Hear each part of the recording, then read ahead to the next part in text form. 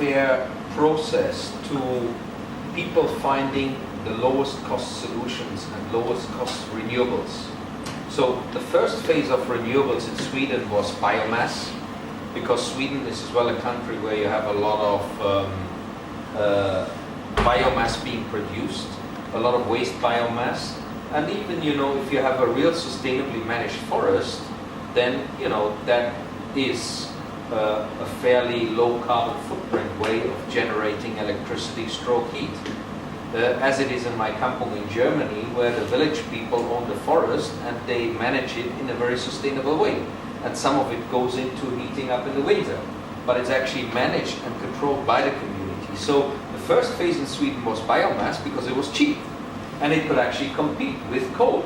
So iteratively in Sweden, they have taken the low-hanging fruits first and then shifted up to wind and solar as prices were coming down.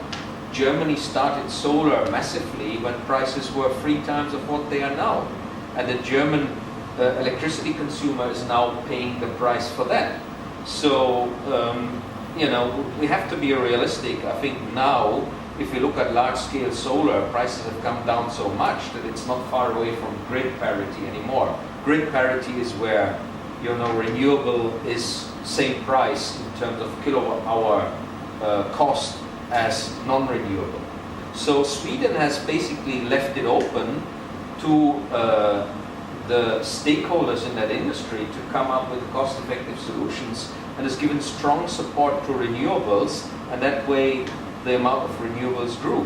If we would have the same system in Malaysia, we would already have more renewables, and we would have less complaint from the general public, who currently is starting to see potentially renewable as an enemy because the money comes out of their pocket. If you have such a financing mechanism, then very quickly renewable become the black sheep and public opinion turns against it. And we have something similar in Malaysia now.